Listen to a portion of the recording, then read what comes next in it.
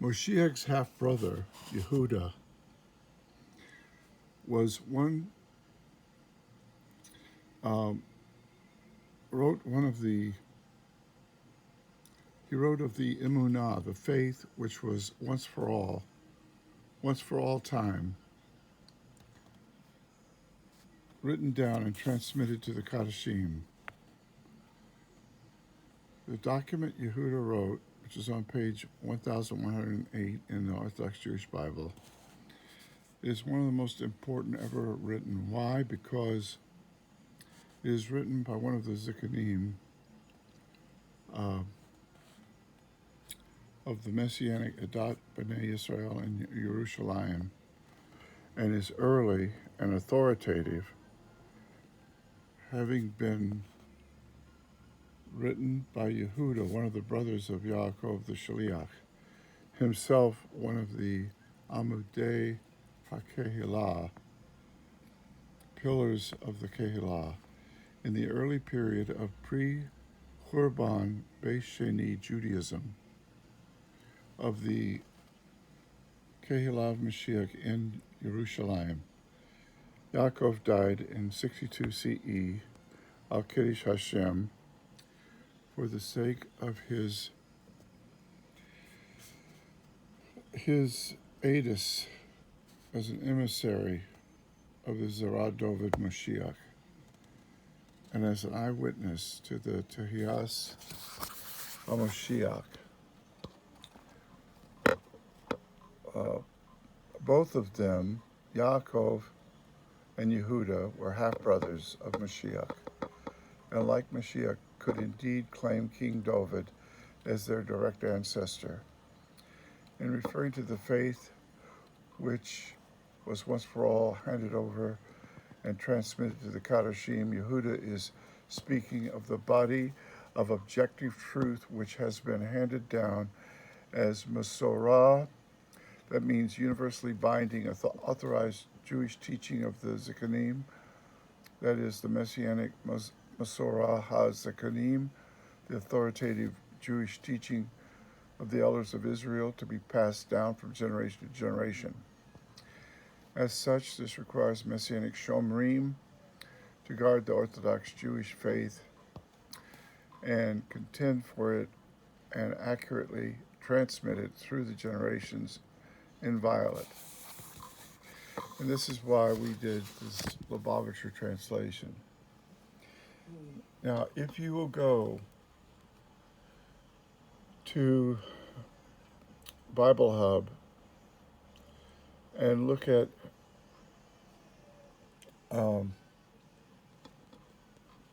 if you will look at Acts chapter 21, verse 20, in the Hebrew Brit Hadashah, you will see Mekaneim LaTorah. Mekaneim LaTorah means zealous for the Torah. That means every jot and tittle of the Torah. They saw Mashiach ben David in every one of those verses, because he told them when he stood up alive from the dead that they would be able to see him in all the verses of the Tanakh.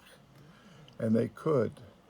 And that's why they were zealous for every word, every verse. And they were not Judaizers. They were Jews preaching the Basuras HaGeolah.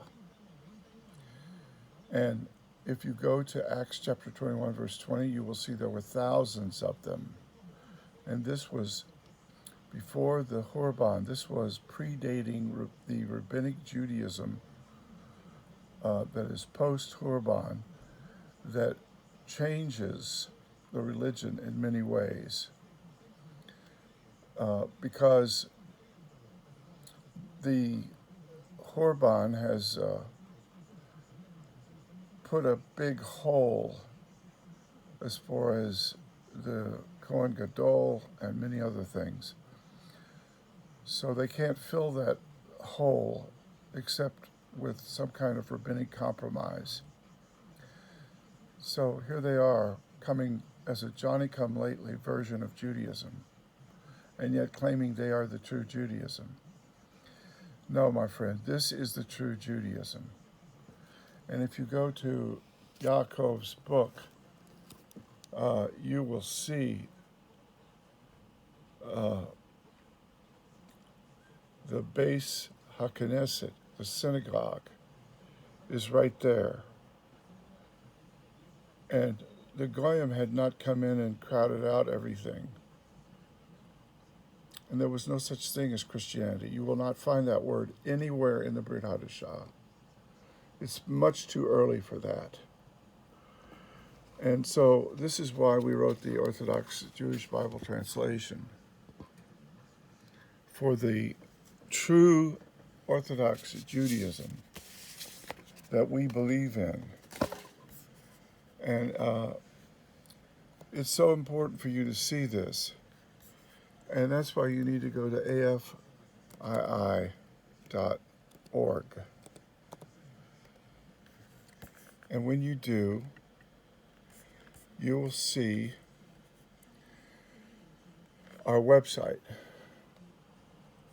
And you will see that the Goyim were not just given the so-called laws of Noah. You see this man here? Are you going to tell him, see, this is the before and the after. Are you going to tell this violent drug dealer who's got a gang that he's abusing girls and boys, selling drugs, running around with a gun, a very dangerous, violent, evil person? Are you going to tell him, look, all you have to do is keep these laws? And by the way, if a animal is running by, don't tear off some flesh and eat it with the blood in it. If you'll just do these things, you'll be fine. No, my friend, they were preaching the Basuras HaKe'olah so that they could see a new birth and a new creation and a new person, which is what you have here. Now, when the Goyim become more numerous than the Jews, people might look at Galatians chapter 2 and forget that there was a cultural specialization, that so-called Christianity is really transcultural Judaism. But the word Christianity is not even in the Brit Hadashah. It is Judaism, pure and simple. Now there's something that arguers use. It's a logical fallacy. It's called the red herring fallacy. You know, if a hunting dog is sniffing out a trail and you can throw that hunting dog off with something very smelly like a red herring, then you can distract him with a side issue so he doesn't get to the main argument. The main argument is not about Christianity, which doesn't even appear in the Brit Hadashah. And if you, as a hound dog, take that false cue, then you have to defend Roman Catholicism and every kind of aberration and every kind of pseudo-Christian cult that has ever occurred in the last 2,000 years.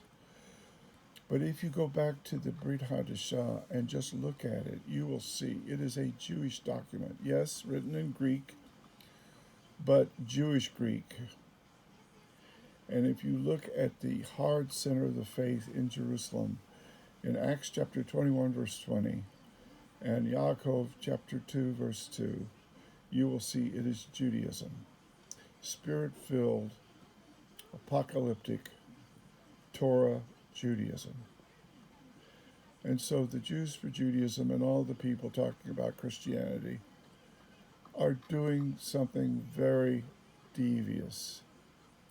They will not actually talk about the scriptures that I'm saying. And if you look at the videos on Artists for Israel YouTube, on all the videos on Rabbi Melech HaMashiach, you will see they don't deal with any of that material. They're afraid to.